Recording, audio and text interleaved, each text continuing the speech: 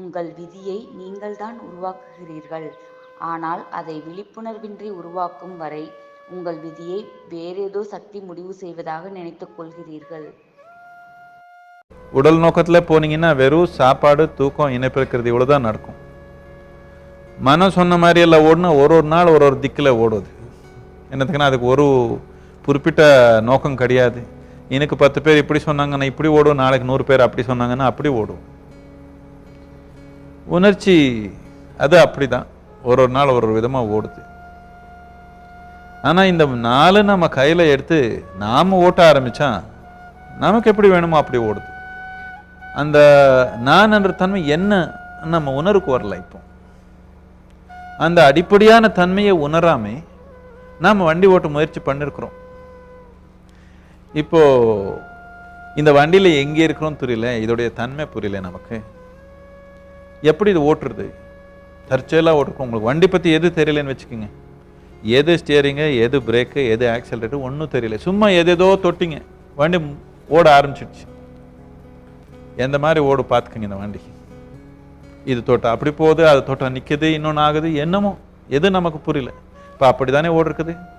உங்கள் நன்மைன்றது அப்படி தானே இருக்குது. It's jerky. What you say? Jerky.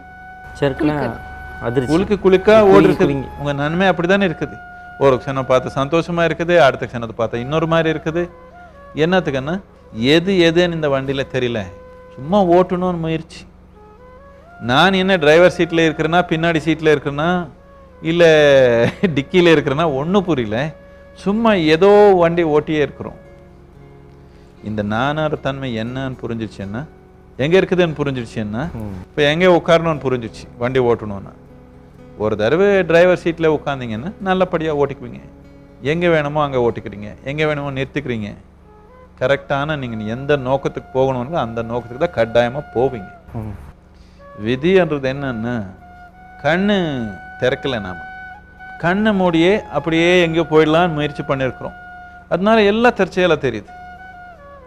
இப்போ சும்மா கண்ணை மூடி இங்கேருந்து தியானலிங்க கோயிலேருந்து வெளியே போய் உங்கள் காட்டேஜ் போயிடுங்க பார்க்கலாம். நீங்கள் கண்ணை மூடினா ஏறிட்டு வெளிச்சம் எல்லாம் ஒன்று தானே, என்ன பிரச்சனை? நைட் ஆனால் என்ன, டே ஆனால் என்ன?